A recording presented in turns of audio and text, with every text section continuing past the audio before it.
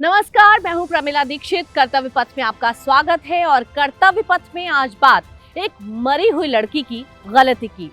चौंकिए मत, लड़की है, मर सकती है। बहुत सी लड़कियां इस देश में, उसमें से एक मर भी गई तो किसी की सेहत पर क्या फर्क पड़ता है। और फिर जीते जी जब लड़कों से गलती हो जाती है तो मर कर एक लड़की ने एक गलती कर दी तो क्या उसे इतना भी अधिकार नहीं? आप सोच रहे होंगे कि कौन है वो लड़की और मरकर आखिर कौन सी गलती कर दी उसने। तो कई साल पहले की बात है, दिल्ली में एक लड़की हुआ करती थी। साल निर्भया वाला याद है आपको? 2012 मान लीजिए। और लड़की का नाम वैसे तो मायने नहीं रखता, लेकिन किरण नेगी ही सही। एक दिन वो लड़की किडनैप हो जाती है, उसका सामूहिक बलात्कार होता है। किसी तरह रिपोर्ट दर्ज की जाती है, किसी तरह उसको ढूंढा जाता है। और उस लड़की की गलती देखिए, वो मिलती है लेकिन मरी हुई। कैसी लड़की थी? एक सामूहिक बलात्कार नहीं बर्दाश्त कर पाई। थोड़ी हैवानियत ही तो हुई थी उसके साथ। थोड़ा सा तेजाब डाला गया था, थोड़ी आंखें नोची गई थी, थोड़ा वहशीपना, थोड़ी दरिंदगी।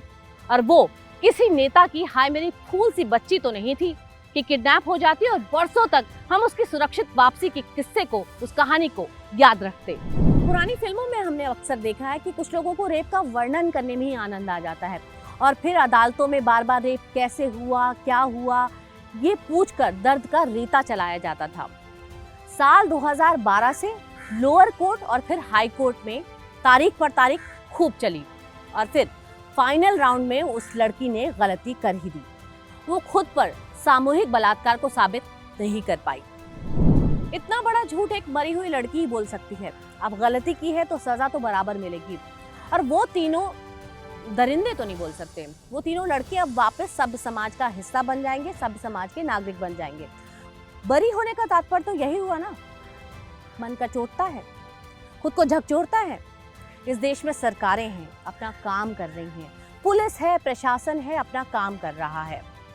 अदालतें हैं, सम्मानीय अदालतें हैं, उच्च अदालतें हैं, वो अपना काम कर रही हैं। फिर आखिर ऐसा क्यों हुआ? अब समाज के तौर पर हमारे पास दो ऑप्शन है। या तो हम यही डिसाइड कर लें कि शाम को खाने में क्या बनेगा, किसी के पार्टी में क्या पहन के जाएं, या फिर और ये वाली चाची के व्यवहार में कितना पैसा दें, या फिर हम ये डिसाइड कर लें कि मेरी, आपकी, हमारी, तुम्हारी, इसकी, उसकी, किसी की भी लड़की के साथ कोई ऐसा करने की और ऐसा करके बच निकलने की सोच तक ना ले। हमने कोर्ट रात में भी खुलते देखे हैं। याद है जेसिका लाल को जब हवा मार के चली गई थी? नो वन किल्ड जेसिका के बाद भी हमने जेसिका के हत्यारों को पकड़ते जाते देखा है।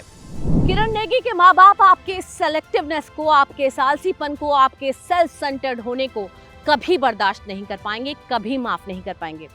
अरे भेड़िए थोड़ी ना खुले छोड़ने शहर में कि जब जी चाहे जिसको उठा लिए जा रहे हैं। और आज जब तक आपके घर पर नहीं आ रही, आप बस oh my God this is so injustice कह के अपना काम चला रहे हैं। इसलिए आवाज उठाइए, सवाल कीजिए, अपने कर्तव्य पथ पर चलिए। किसी का दिल तो पसीजेगा। पुलिस में, प्रशासन में, समाज में, सरकार में, अदालत में कोई तो इंसान की तरह सोचेगा, कोई तो उस बच्ची के अभिभावक की तरह सोचेगा, कोई तो अपने कर्तव्य पथ पर चलने की सोचेगा। क्योंकि उस मरी हुई लड़की की गलती इतनी बड़ी भी नहीं है कि उसे बार बार मरना पड़े। ना गोविंद का इंतजार करना है, ना द्रौपदी को शस्त्र उठाने हैं। एक दशक उन्होंने इंसाफ को ताका, आइए वो आस अब हम भी थामे हैं। मत छोड़ो उन्हें मायूस अकेला, मत छोड़ो उन्हें मायूस अकेला, ये आँच तुम तक भी आएगी। साथ उठो, सवाल करो, साथ उठो, सवाल करो, तभी तो जांच की बात आएगी, तभी तो जांच की बात आएगी। धन्यवाद।